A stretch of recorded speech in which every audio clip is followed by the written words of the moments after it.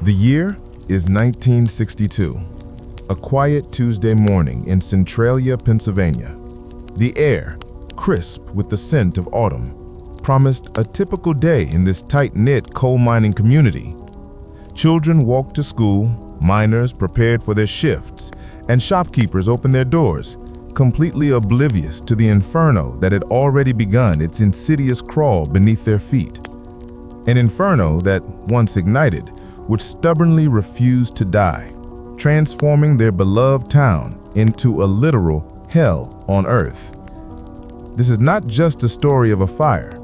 It's a saga of human resilience, environmental catastrophe, bureaucratic blunders, and a town swallowed whole by a curse of flame. A curse that continues to burn silently and relentlessly beneath the surface of the earth, even today. Welcome to Centralia, the town that exploded into flames and is still burning. Imagine, if you can, waking up every day to the faint smell of sulfur, seeing wisps of smoke curl from cracks in the ground, feeling the earth beneath your feet unnervingly warm, and knowing that beneath your home, beneath your church, beneath your entire world, a fire rages. Not a house fire, not a forest fire, but a subterranean blaze, consuming an endless supply of coal, an unstoppable beast gnawing at the very foundations of your existence. This is the harrowing reality of Centralia, a town whose tragedy isn't marked by a single catastrophic event, but by a slow, agonizing immolation, a prolonged dance with an unyielding enemy. Centralia was, for generations, a quintessential American coal town. Nestled in the heart of Pennsylvania's anthracite coal region, its very existence was intertwined with the black gold beneath its surface. Founded in the mid-19th century, it thrived on the sweat and grit of its miners, a testament to industrial ambition and community spirit. Homes were built, churches erected, schools filled with children, all sustained by the constant churn of the coal industry. It was a place where neighbors knew neighbors, where hardship was faced together, and where the rhythmic clang of pickaxes against coal seams was the heartbeat of life. The prosperity, however, was built on a volatile foundation, a geological tinderbox waiting for a spark. The spark came on May 27, 1962. The Centralia Borough Council faced a common problem for small towns, an overflowing landfill. This particular landfill was located in an abandoned strip mine pit right next to the town cemetery. The solution, a routine one at the time, was to set the garbage on fire to reduce its volume. A crew of 5 volunteer firefighters was tasked with burning the dump before Memorial Day. They lit the garbage, allowed it to burn for a while, and then doused it, or so they thought. The fire seemed to be out, the dump smoldering quietly. But unbeknownst to them, the flames had found a much deeper, more voracious appetite. Beneath the thin layer of soil and garbage lay an exposed vein of anthracite coal, a highly combustible and abundant resource in the region. The landfill fire, instead of being fully extinguished, had burrowed through a breach in the clay barrier, igniting the coal seam below. This wasn't just a surface fire, this was the beginning of an underground inferno, a geological nightmare. At first, there were only subtle signs. A few weeks later, the fire department was called again, reporting smoke coming from the dump. They doused it again. Then, weeks later, more smoke. This time, a state inspector arrived, and the discovery was chilling. Carbon monoxide readings were off the charts. The fire wasn't out. It was alive, moving, and consuming. But even with this knowledge, the true scale of the disaster wasn't immediately grasped. How could a simple trash fire turn into an unstoppable subterranean blaze? The answer lay deep within the earth, in the sprawling, interconnected web of abandoned mine tunnels that riddled the landscape beneath Centralia. The initial attempts to put out the fire were a testament to human optimism against overwhelming odds. The state first tried flushing the mines with water, an effort that proved futile as the vast network of tunnels simply absorbed the water without stifling the flames. Next came the dig and douse method, attempting to unearth the burning coal and extinguish it. This was a monumental task, requiring heavy machinery and immense manpower, but it was expensive and slow. The fire, meanwhile, advanced relentlessly, sometimes as much as 75 feet per day, devouring everything in its path. The early years of the fire, from 1962 through the late 1970s, were a period of growing anxiety and frustrating inaction. Residents noticed the increasing number of sinkholes caused by the ground above the burning mines collapsing.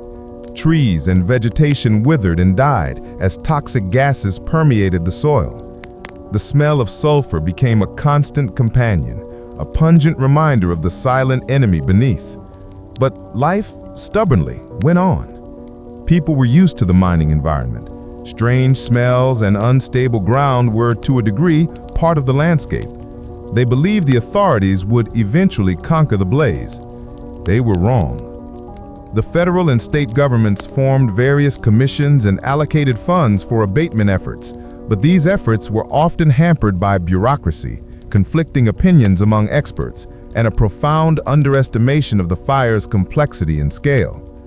Geologists argued with engineers, state officials argued with federal agencies, and while they argued, the fire burned. It was a classic case study of systemic failure, a town caught in the crosshairs of scientific uncertainty and political inertia. Then came the more dramatic, undeniable signs that Centralia was becoming unlivable. In the late 1970s and early 1980s, the fire intensified its assault on the town. Steam and noxious gases, including deadly carbon monoxide, sulfur dioxide, and hydrogen sulfide, began to vent directly into people's basements. Houses filled with invisible poisons. Plants inside homes died. The ground in the town cemetery became so hot that flowers placed on graves wilted instantly, and cracks opened up, emitting superheated steam. A pivotal moment arrived on Valentine's Day, 1981. A 12-year-old boy named Todd Domboski was playing in his grandmother's backyard when a sinkhole, suddenly and without warning, opened beneath his feet. The ground simply swallowed him whole, plunging him into a fiery abyss nearly 150 feet deep. He clung desperately to tree roots, screaming for help. His cousin, Eric Wolfgang, pulled him out just in time, saving him from falling into the actively burning coal mine below. The incident was a terrifying wake-up call, a stark, visceral demonstration that the ground itself could no longer be trusted. It wasn't just a fire under the town was the fire's next meal. The Domboski incident garnered national media attention, transforming Centralia from a local tragedy into a national curiosity. News crews descended on the town, broadcasting images of smoking cracks in roads, dying trees, and the brave residents who were slowly being driven from their homes. The story of Centralia became a grim parable of environmental disaster, a cautionary tale of what happens when human ambition, mining, meets environmental neglect and bureaucratic ineptitude. The debate over what to do intensified. Some argued for massive, costly efforts to excavate the entire burning area or to flood it with liquid nitrogen. Others, citing the immense cost and technical challenges, advocated for a more drastic solution: relocation. The town's population, which had once been over 1,000, was steadily dwindling as families chose to leave, unable to endure the constant threat to their health and safety. In 1983, Congress finally allocated over $42 million for relocation efforts. It was a bittersweet victory for the remaining residents. Many had fought fiercely to save their town, believing that the fire could still be extinguished, but the decision had been made. Centralia was deemed uninhabitable. The state began buying out properties, forcing residents to abandon their homes and their community. One by one, houses were demolished, streets ripped up, and the very fabric of the town was systematically erased. The relocation process was deeply traumatic. Families who'd lived in Centralia for generations were torn from their roots. The tight-knit community, once a source of strength and comfort, was scattered to the winds. There was anger, resentment, and a profound sense of loss. Many residents felt betrayed by the government, believing that if more decisive action had been taken earlier, their town could have been saved. They mourned not just their homes, but the loss of a way of life, a collective identity forged in the depths of the coal mines. Despite the mass exodus, a handful of residents stubbornly refused to leave. They were the holdouts, the ones who loved Centralia too much to abandon it. They believed it was their home, their birthright, and they were willing to face the fire, the gases, and the collapsing ground to stay. These remaining few became symbols of defiance, their faces etched with a blend of stubbornness, sorrow, and fierce loyalty.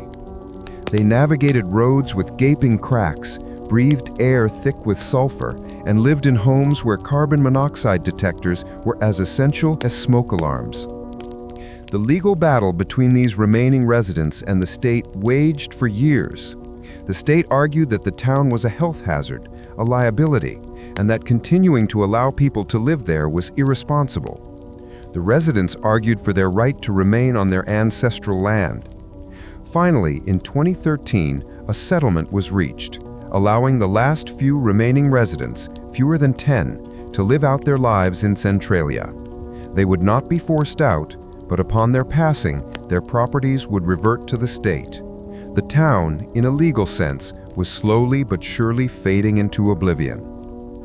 Today, Centralia is a ghost town, unlike any other. The vast majority of its buildings have been razed.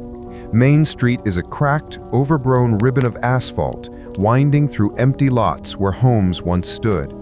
The vibrant community has been replaced by a haunting silence, broken only by the chirping of crickets and the occasional whoosh of air from a hidden vent.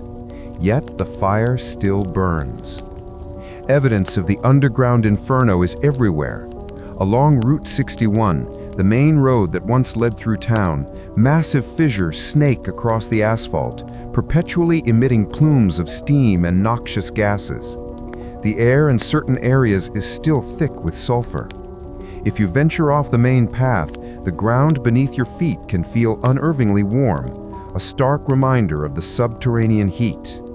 Vegetation is sparse and sickly in places, unable to thrive in the toxic environment.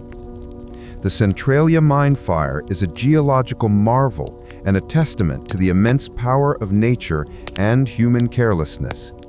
Experts estimate that the fire has consumed millions of tons of coal and could continue to burn for another 250 years, possibly even longer. The coal seams run deep and wide, an inexhaustible fuel source for the relentless blaze. It is a slow-motion catastrophe, a wound in the earth that simply refuses to heal. Centralia has become a peculiar pilgrimage site. Urban explorers, photographers, and curious tourists are drawn to its eerie beauty and its powerful story. The graffiti highway section of Route 61, before its closure and eventual reburial, became a canvas for street artists and a symbol of forgotten American towns. Visitors would walk its steaming cracks, marvel at the defiant spirit of the few remaining residents, and ponder the profound consequences of a fire that defied all attempts to extinguish it. But beyond the morbid curiosity, Centralia offers a profound lesson. It is a stark reminder of the long-term environmental consequences of industrial activity, particularly mining. It highlights the complexities of dealing with large-scale environmental disasters, where scientific uncertainty meets political gridlock. It is a story of community, of loss, and of the stubborn human spirit. Centralia's legacy is etched not just in the charred earth, but in the collective consciousness as a symbol of irreversible change. It stands as a silent, smoldering monument to what happens when we inadvertently unleash forces beyond our control. The town may be gone, its people scattered, its buildings reduced to dust, but the fire, The eternal flame that consumes its heart continues its subterranean dance. It burns as a constant, unwavering testament to a curse that devoured a town, a curse that even today shows no sign of ever truly dying out.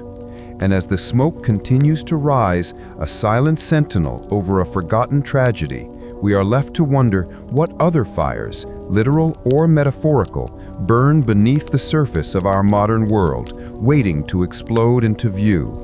The embers of Centralia's past still glow, a warning from beneath the ground, echoing through the empty streets of a town consumed by an unyielding flame.